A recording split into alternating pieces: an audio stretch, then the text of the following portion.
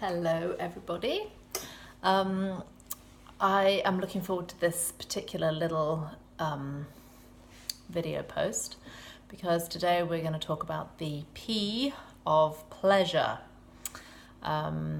So this little post is based on my belief that none of our diet choices, none of our the way that we change our nutrition, the decision that we make to eat healthily and pay attention to what we're feeding our bodies, none of that should ever lead us to a place where we're not actually able to enjoy food, because food has been made for us to enjoy.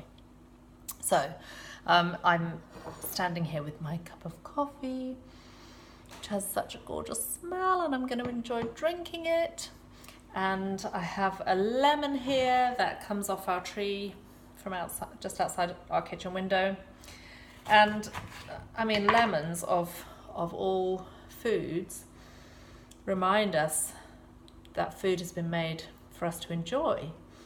You know, it's just such an amazing smell. Immediately kind of makes you feel good and awake, and even the taste is amazing. I'm thinking of honey with lemon in it for a drink. I'm thinking of lemon cake. I'm thinking of limoncello, lemon curd, lemon drizzle. I mean, you can't smell a lemon and believe that food has not been made to enjoy. So we can fall into the trap of kind of getting so rigid in our thinking about got to eat healthily that we kind of bypass the idea that food is for pleasure. Meal times are for pleasure. They should be good for us. And I'm actually not a major foodie. I have friends who would go out of their way to drive to a restaurant which they'd heard was amazing and serving great food and all that kind of thing.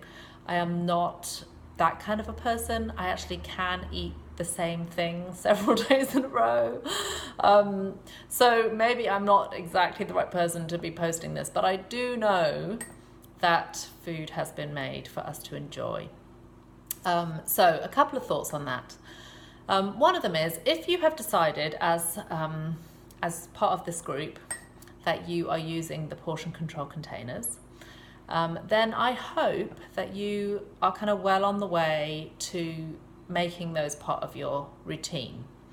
I hope that you've got into the habit of measuring your food, of thinking, okay, I've had all of my carbs for the day, you know, how can I enjoy some protein and veggies, but without the carbs. I hope that you're kind of thinking about that. I hope that you're getting used to what that portion looks like on a plate.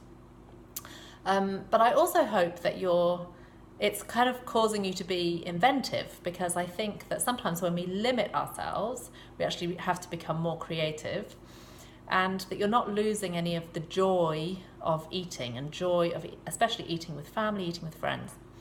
And one of the things to kind of bear in mind, one of the great pieces of advice I have been given, which I think works for everybody, is to plan a cheat meal. So plan a meal that's kind of off book. Plan one meal in your week. So it's not a day where you just, you know, throw everything that you've been doing out the window. It's just a meal where you know, okay, you know, maybe it's a meal that you're going to have friends over, maybe you're going out for a date, or maybe you just you know, really love having a particular thing once a week, whatever it is.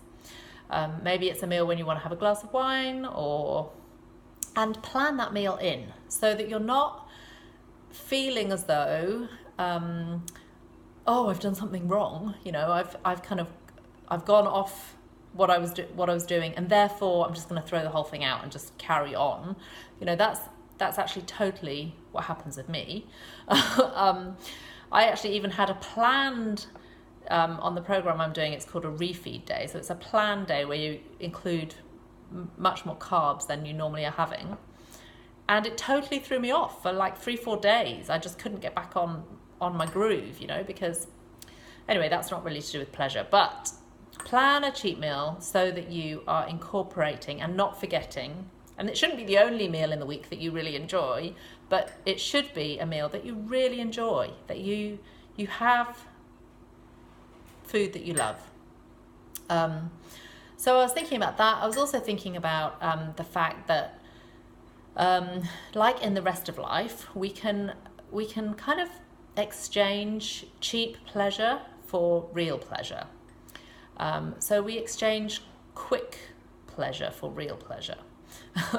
And I'm thinking right now of, for example, it's easy to think, oh, what I really enjoy, what I really get pleasure out of is a donut, or it's kind of smothering my vegetables in a creamy sauce, or it's a ready-made whatever.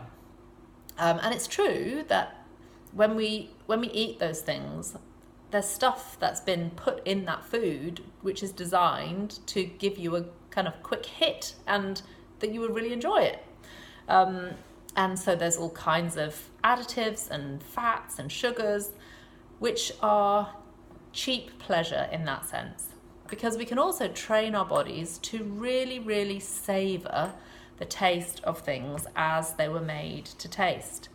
And so I actually remember reading the story of a guy who had totally changed his diet. He wasn't eating lots of vegetables and fruits. He was eating lots of processed food, lots of takeaways. And so to kind of realign his health, he had to really change his diet. And so the story is just about how he actually, in the process, changed his appetite. He started out kind of really loving fatty foods and takeout foods and foods with lots of salts and sugars. But over time, he trained himself to love fresh fruit and veggies because actually they are delicious and they don't need to be deep fried in oil or covered in batter or smothered in a creamy sauce. They actually hold their own in the taste stakes kind of thing.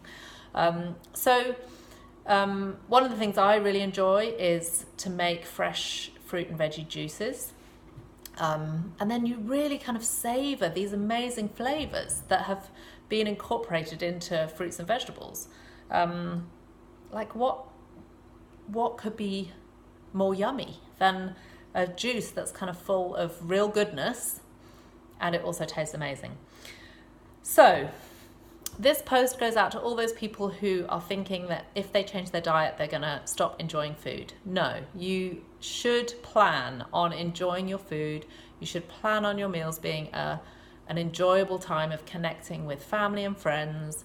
And if that means that you need to get a bit creative, plan particular meals, and what was the other one? Get creative, plan particular meals, and give it time as you retrain your appetites, then all that is good. So drop a comment underneath this video. Please, if you're there, if you watched it, drop me a comment so that I know you're out there. And let me know what foods you really enjoy. What is it about sitting around at a meal table that really gives you pleasure? And let's remember that, eating with all of our senses. Touch, yes, you can pick up your food. Taste, yes. Smell, yes. Seeing, yes. Hearing, I have yet to hear my cauliflower sing to me. But for everything else, there's a lot of sensorial stuff going on when we eat. So let me know what you love about your food. And if you're not enjoying it, if you're not enjoying the changes that you're making, then also drop us a comment so that we can encourage you and find ways around that. This should be fun. Eating healthily should be fun. It should be good for you. It is good for you, and it should also bring you joy. So here's working towards that one.